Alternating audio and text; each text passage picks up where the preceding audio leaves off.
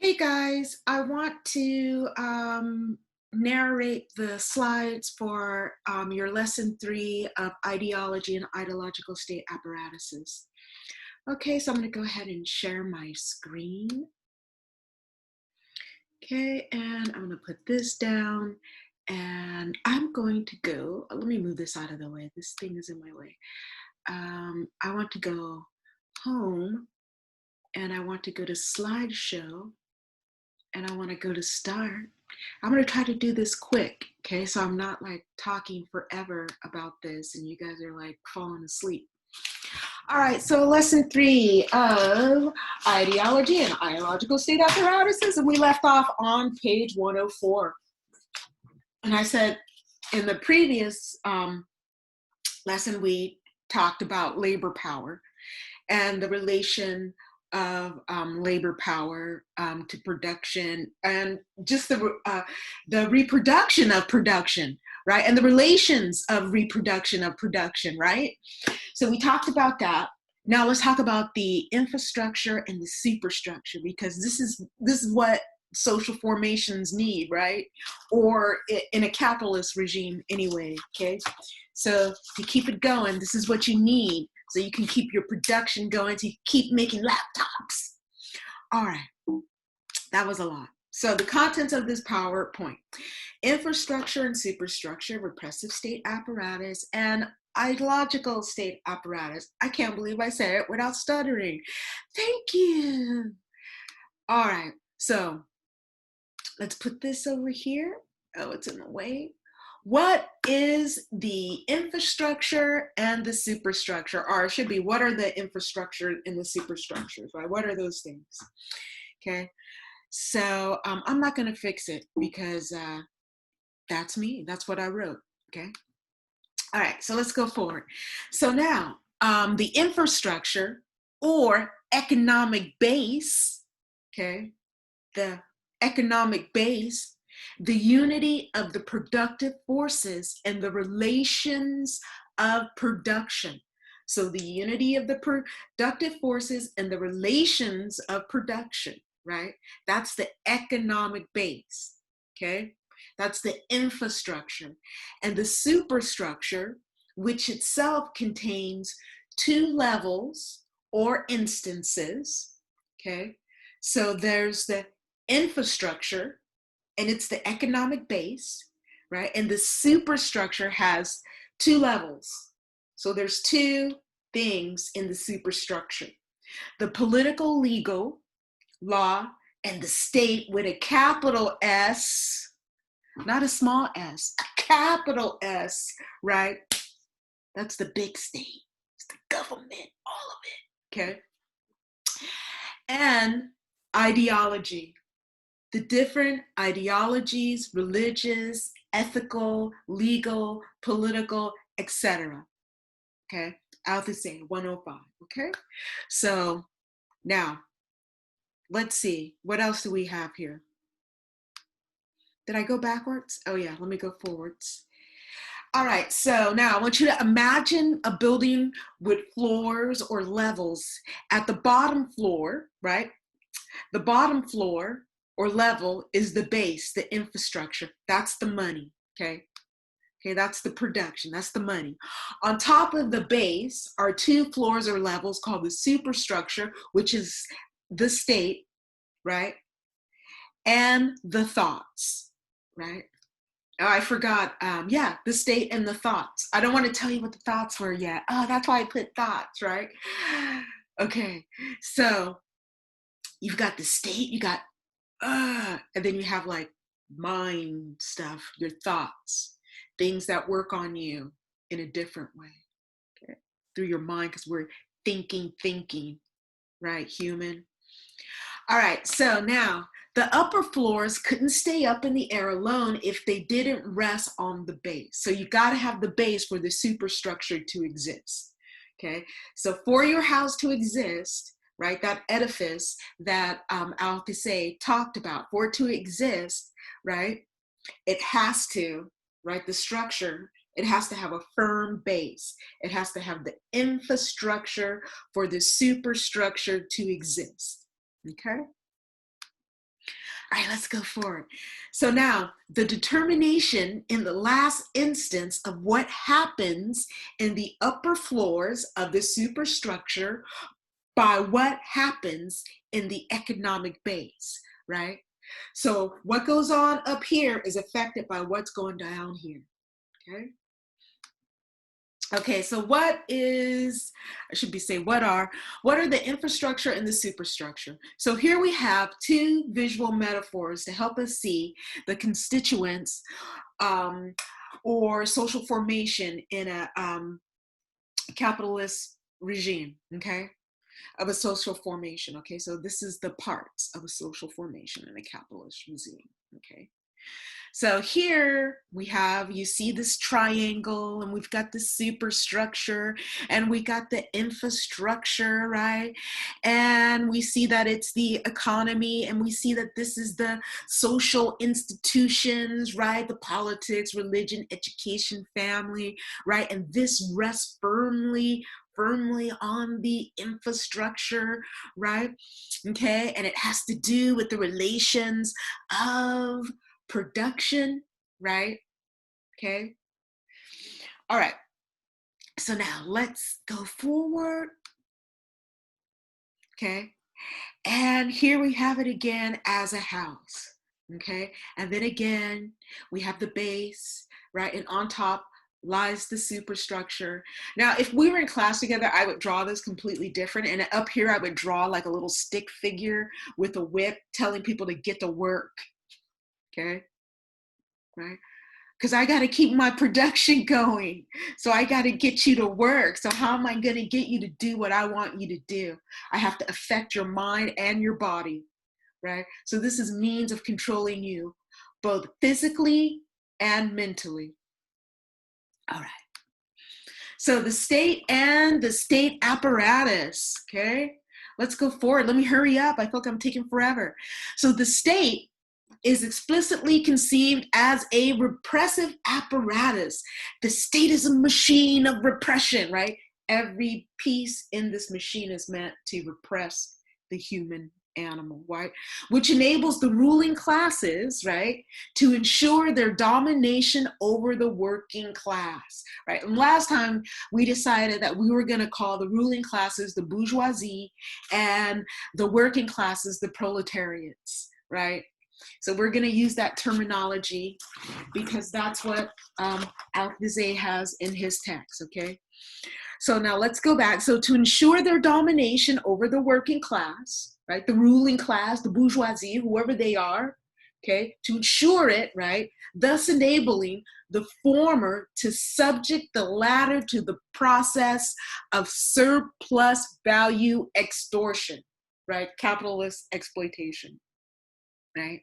So in a sense, in order for me to keep making laptops, I have to somehow, I've got to exploit the human animal, right? One, to make it and to buy it, okay? And to keep it going, right? And to promote my culture of the land of laptop, okay? We can apply this in many different ways, right? All right, so let's keep going. So now, what is it? Legal practice, right?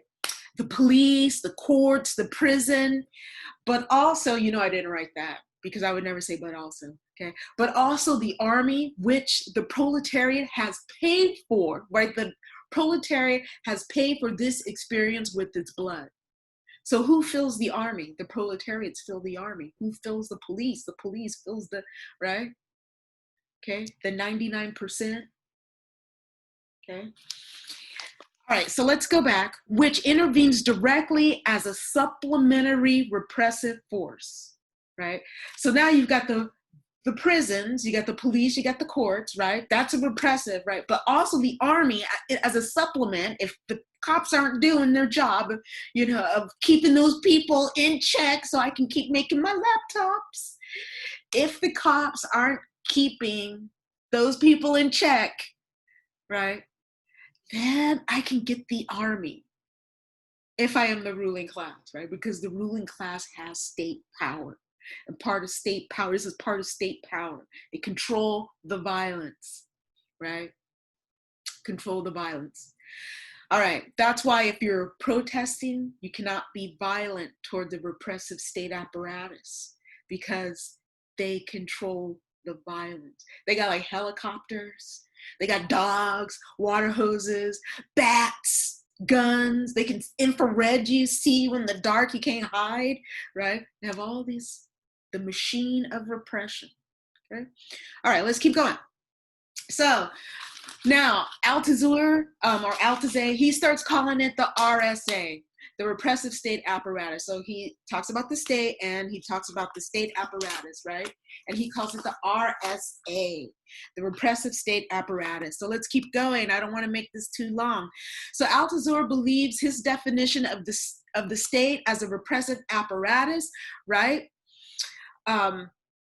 Is he thinks that it's the best that he can do, right? So he says that his definition casts a light on all the direct and indirect forms of exploitation and extermination of the masses of people, right, through wars, right? He's saying that it's through wars that the ruling classes exterminate the people in mass, right? He also says his definition casts light on the subtle, everyday domination beneath which can be glimpsed. Right now, this makes me think about the Matrix, because remember when Morpheus says to Neo that you have felt the Matrix all your life.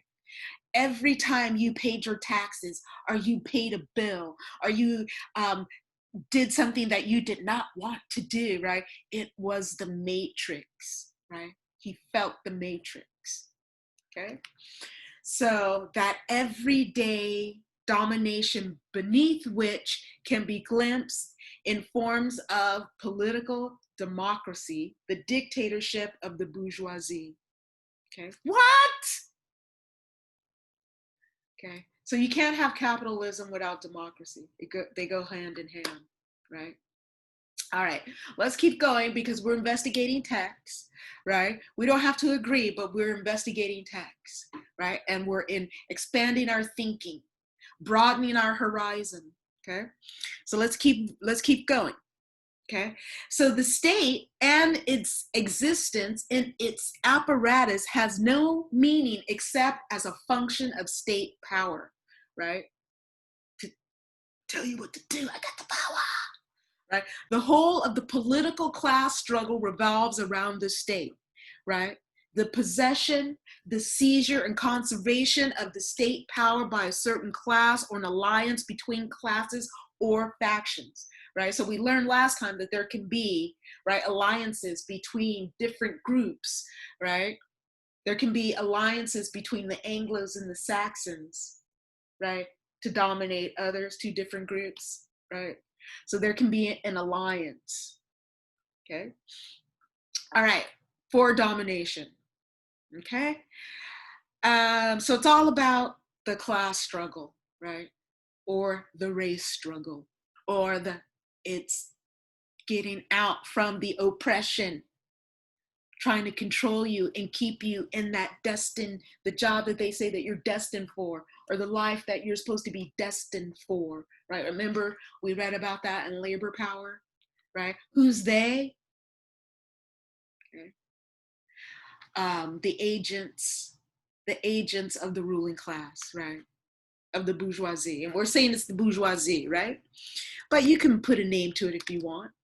All right, so the repressive state apparatus. The state survives regardless of the shifts in power. So once the state's there, it stays, regardless of who's in power. It's there. So if I got the power, if I had the power, then I control the army and the navy, and I control the police and the courts. Yeah, okay, right. So whoever has the power, right? The state remains. Okay, so without the state apparatus being affected or modified, it may survive political events which affect the possession of state power. So let's go forward. Okay, so it functions by violence, not wholly by violence, because again, nothing is completely repressive, right? So there's only one, okay, there's only one state apparatus where in the thoughts, there's a lot of thoughts, right? So we'll talk about what the thought thing is in a second, right? So there's only one, right? And it's unified under a centralized organic whole, the federal government, okay?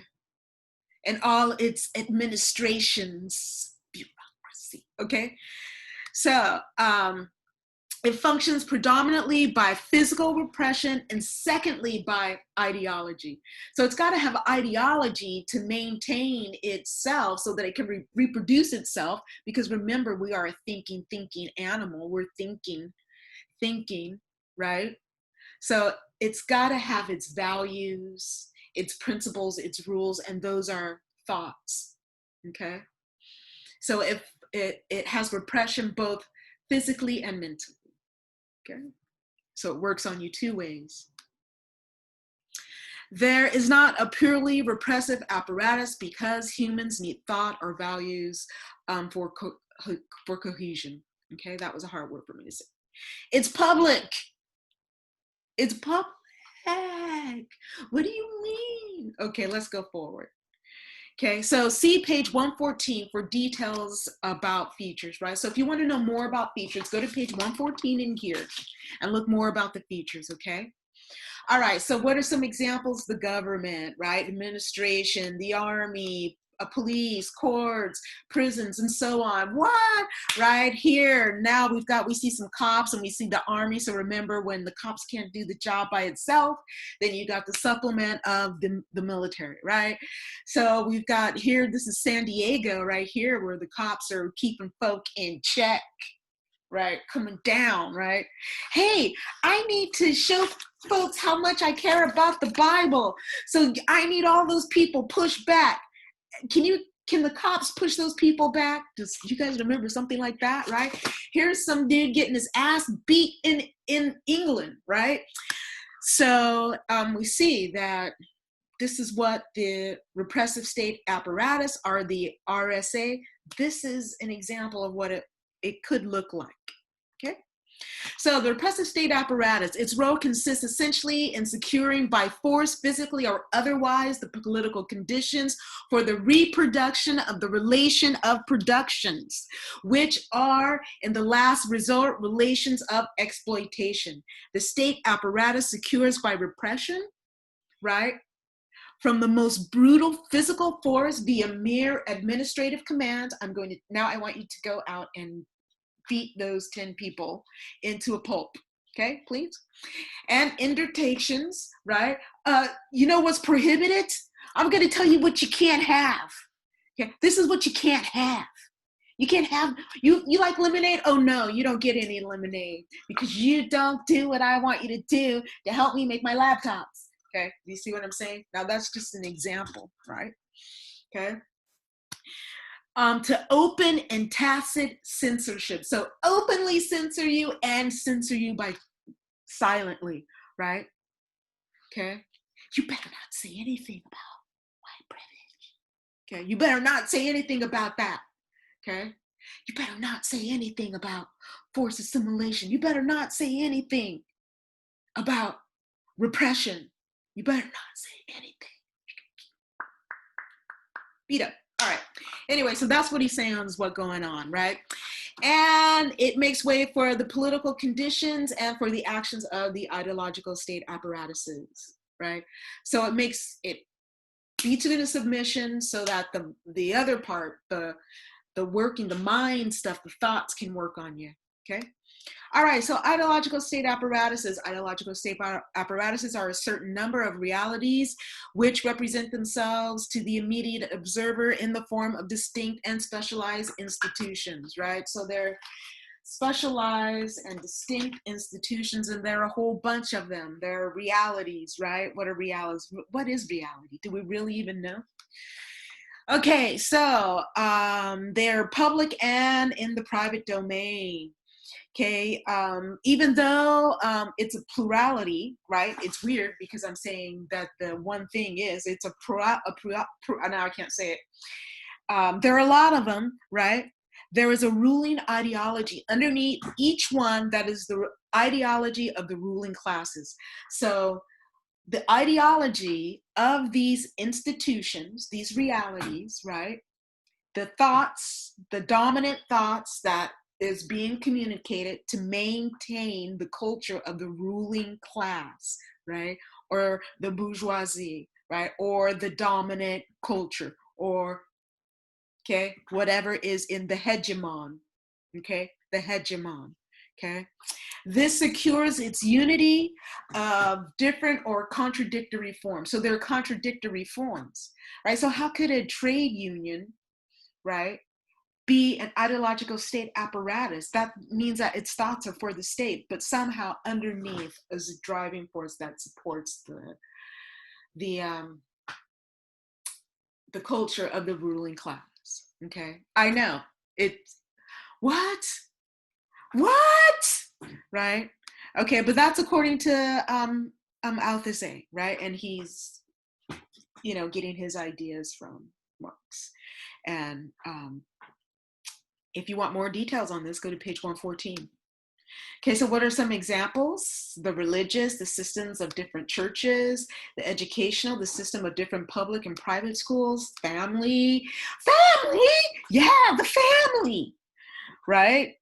I need people. I need human beings to make laptops, right? I still need people, okay? And that's one of the relations of production, all right? And it's also a relation of exploitation, okay? The legal, right? But I thought the legal was the RSA. It can be both, right? The political, right? Political systems, right? The parties, right? The trade union, right? Unions, communications, right? The cultural institutions, right? Hollywood, television, okay? All right, so some examples of media, TV, and we got the Facebook right there, the internet. All right, so ideological state apparatuses, right? It's ultimately the ruling ideology which relies in the ideological state apparatus. So whatever is the status quo that maintains the culture of the ruling class, the bourgeoisie, right? The hegemon, right? The one that's got hegemony over others, right? The one that has the power, controls the state, right? Their culture is realized through the ideological state apparatus. Okay? So no class can hold state power over a long period without at the same time exercising its hegemony over and in the state ideological apparatus. So I just said that, right? So it exercises its hegemony, okay? Its power over others, okay? So the side of class struggle, it's the side of class struggle because power cannot lay down the law in the ISA as easily as it can in the RSA, right? You can choose what you think. You can decide what you think. You can choose what thoughts you will and will not attach to. You can decide what you think. You do not have to be forced to think a certain way. You are free to realize yourself, okay? It is your choice. You can free your mind, right? How do you do that? Focus on the thoughts that you want, okay? So you have a choice, right? So it's hard. It's hard to clamp down on you in the ideology, in your thoughts, right? They really have to do a number on you, right? Catholicism does a good job. All right, so now let's look. Next lesson. Okay, we're going to talk about what Althusser thinks are the two most powerful instances of the ISA, religious and educational institutions. All right, so I hope I didn't talk too long. Let me stop this share. I'm exhausted, and I hope you guys have a great day, and see you later. Bye.